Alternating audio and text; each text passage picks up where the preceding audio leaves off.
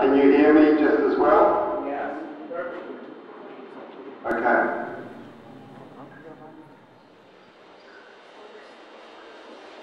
So,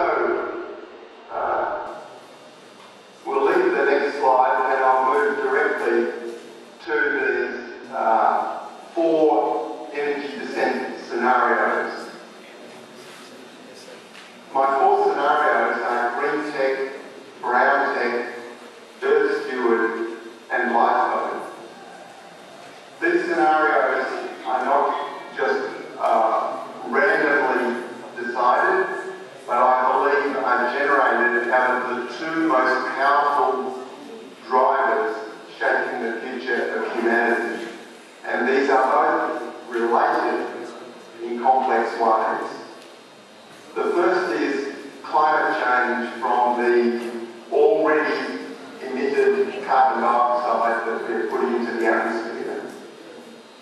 So I have a vertical axis there which deals with the uncertainty of whether climate change will be relatively benign and slow to come on, or whether it will be more destructive and fast.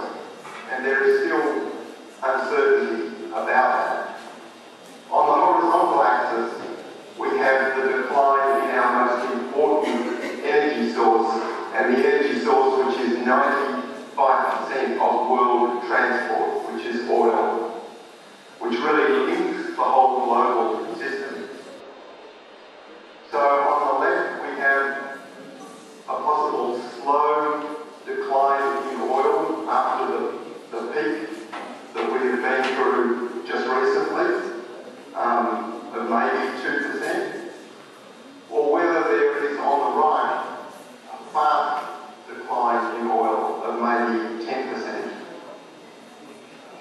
Because this faster decline in oil would suggest that the social and economic adjustment in society is not just severe, but not really possible without a fracturing of the system breaking and leading to much more radical future scenarios. So these scenarios I see as playing out over the next 10 to 40 years. They all fit into that long-term energy descent future, but they are much more immediate and could play out differently in different parts of the world.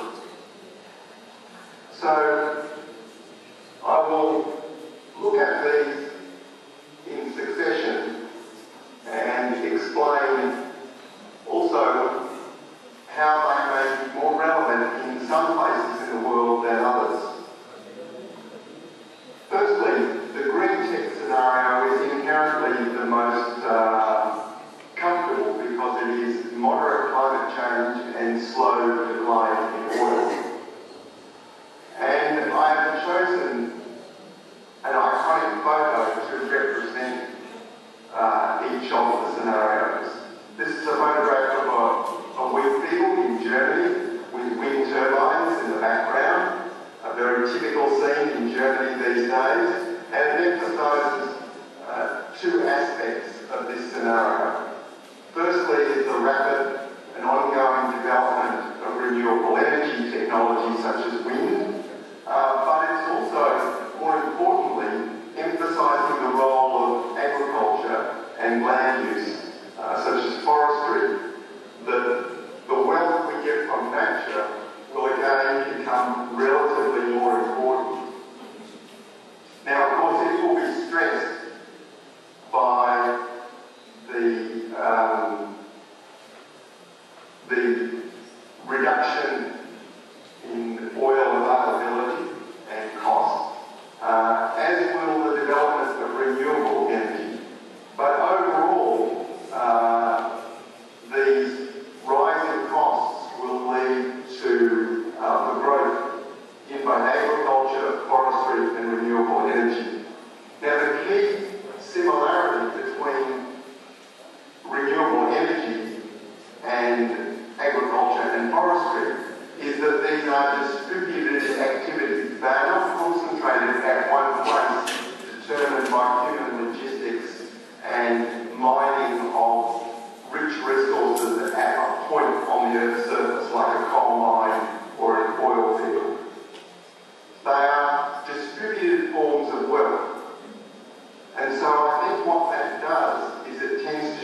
power away from cities out to regions.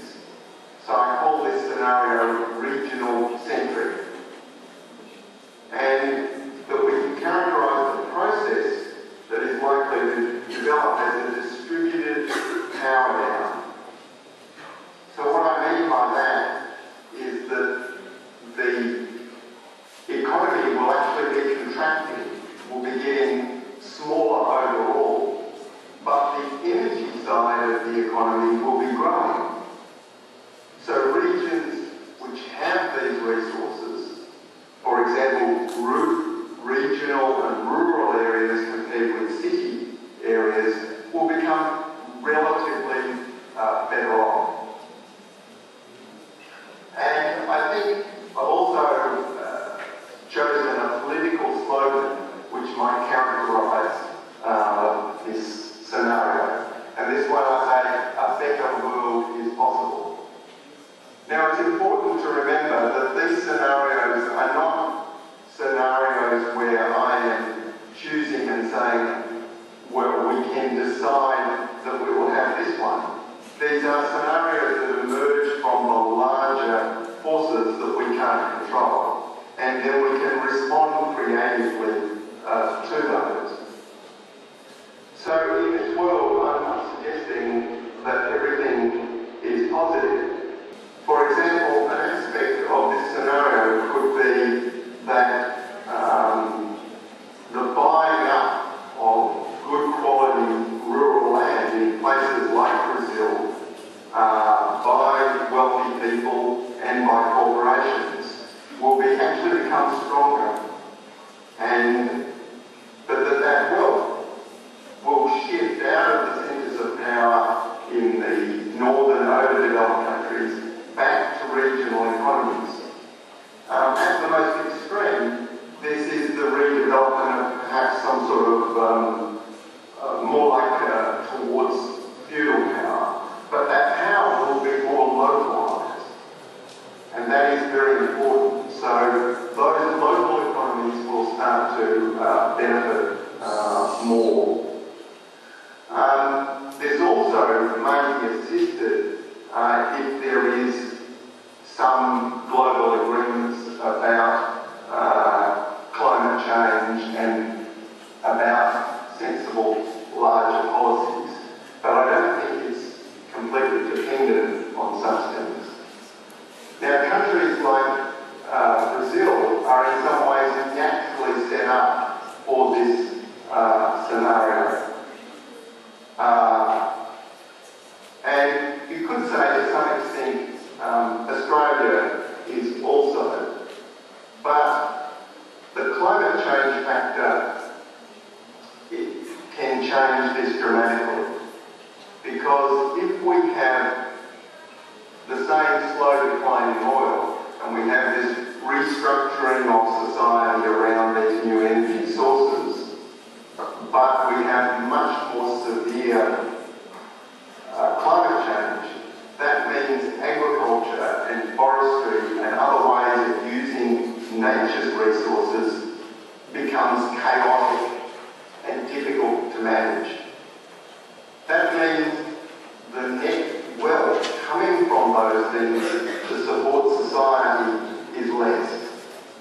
And what that would do is shift the power back to the city, back to those who control the remaining but declining sources of fossil fuel.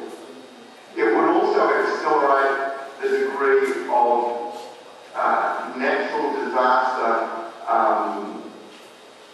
immense floods, droughts, fires that come from this climate change, because that is the most reliable prediction of climate change. We're getting these increased intense extreme weather. Now, of the OECD countries, the richer countries, Australia is predicted to be the worst affected by climate change. So in some ways, we are probably a prime candidate for this scenario.